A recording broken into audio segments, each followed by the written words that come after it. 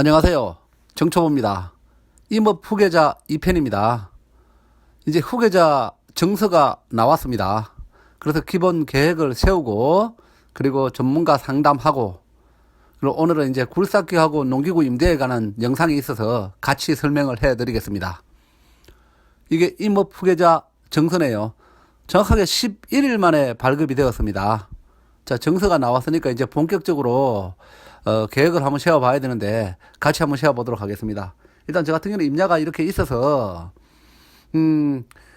뭔가 제가 먼저 계획을 세우고 그리고 전문가 상담을 받는 게 좋을 것 같아서 계획 없이 가면은 어차피 도움을 받기가 굉장히 힘들 것 같더라고요. 내가 아무것도 어떻게 할지 모르니까. 근데 기본 계획을 이렇게 가지고 가면 전문가들이 이거는 어떻게 하면 좋다, 어떻게 하면 좋다, 의견이 좋을 것 같아서 먼저 계획을 세워보기로 했습니다. 제일 중요한 거는 이제 저 같은 경우는 산을 가지고 있어서 임도를 내는 게 가장 중요합니다. 그래서 지금 이제 임도 계획서를 이렇게 어떻게 낼까 제가 내고 싶은 그림으로 지금 임도를 그립니다. 저 같은 경우는 컴퓨터로 좀 이런 걸 그리는 걸 좋아해서 지금 컴퓨터로 이렇게 그림을 한번 그려보고 있습니다. 뭐 다 하실 수 있으시겠죠, 이 정도는. 자, 그래서 이거는 이제 첫 번째는 내가 바로 1번이라고 이렇게 적는 것은 제가 바라는 것은 이제 그 경계선을 따라서 임도를 낼 수 있으면 내면 좋겠는데, 그런데 아마 이게 법이 이런 이제 산 정상 쪽으로는 길을 내기가 힘들 수도 있어서 우선 1안을 이렇게 내놓고 2안은 이제 크게 법의 저촉을 받지 않습니다. 이쪽은 저촉을 받지 않는 이런 이제 임도 계획을 세우고 있습니다. 이쪽은 지금 이렇게 선을 긋고 있는 곳은 이제 기본적으로 약간 그 평지 산하고 지금 가용한 이런 경사가 많지 않은 그런 지역의 경계선입니다. 그쪽 선으로 해서 가능한 최대한 임도를 이렇게 해놓으면, 임도 같은 경우는 임시 임도를 이렇게 해놓고 나면 임업 후계자 같은 경우 나중에 신청을 하면 포장을 무료로 해준다고 하더라고요. 100% 무료 포장이라고 하니까 꼭 그 현지에 계신 후계자 정보라든가 아니면 산림청에 문의를 한번 해보시면 됩니다. 그리고 임도 후에 이렇게 이제 나무를 어떻게 식재할 것인가, 이렇게 해서 저는 이제 가로로 이렇게 해서 물이 오른쪽으로 흐르게 하려고 이렇게 이제 나무를 식재할 생각입니다. 지금 하얀선은 나무를 식재할 수는 아니고 실제로는 이제 임도와 연결되는 간도죠. 이제 임시 차량이 들어갈 수 있게끔. 요즘은 차량이 들어가지 않으면 작업을 하기가 힘들기 때문에 그래서 이렇게 선을 긋고 이제 이런 이제 수목이라고 적는데, 나무라고 적는데 이제 나무를 심기 편하게 위한 길, 이렇게 생각하시면 될 것 같습니다.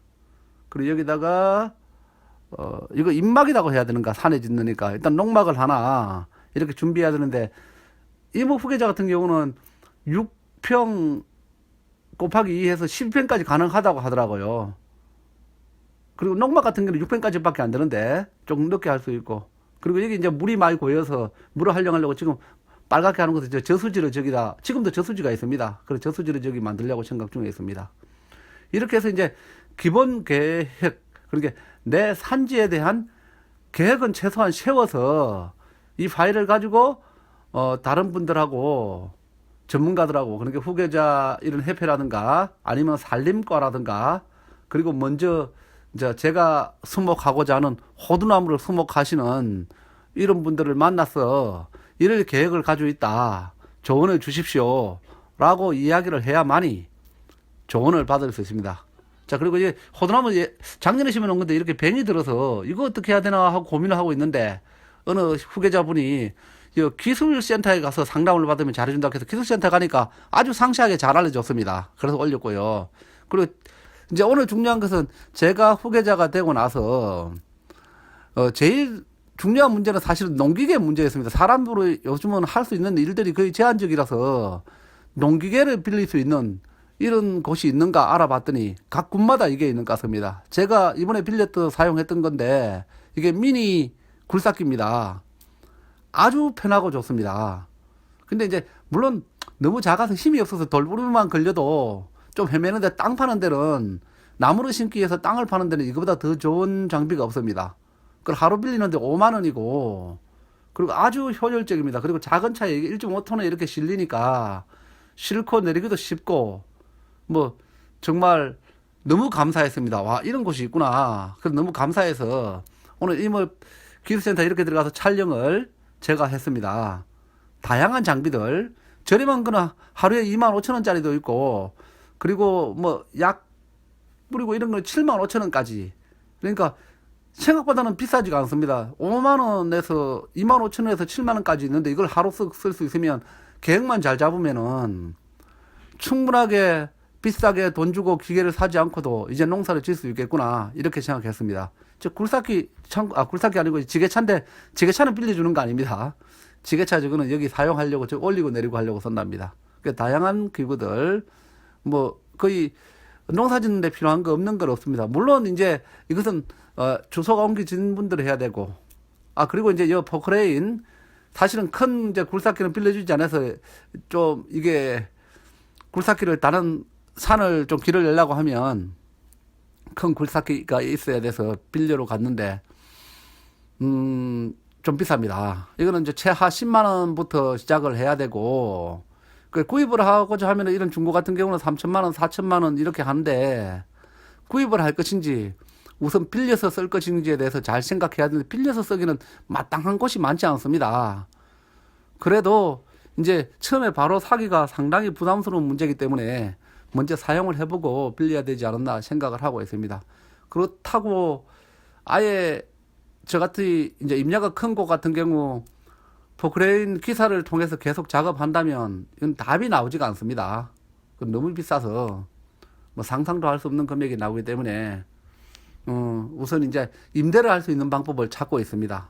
근데 이런 것도 아까처럼 제가 설계를 했을 때, 도로를 설계했을 때 이게 가능하지, 인도를 어떻게 할지, 나무를 어떻게 심을지 기본적으로 설계를 하고 나면 이게 굴삭기를 빌리는 게 좋을지 아니면 직접 구입하는 게 좋을지 뭐 판단이 서는데, 사실 기본 설계를 하지 않으면 답이 없습니다. 그리고 이제 이런 기본 설계 후에 제가 미팅 예정인 곳이 임업 후계자 협회하고 먼저 귀농 기산항 선배들, 그리고 산림조합 등에서 상담을 받을 예정입니다.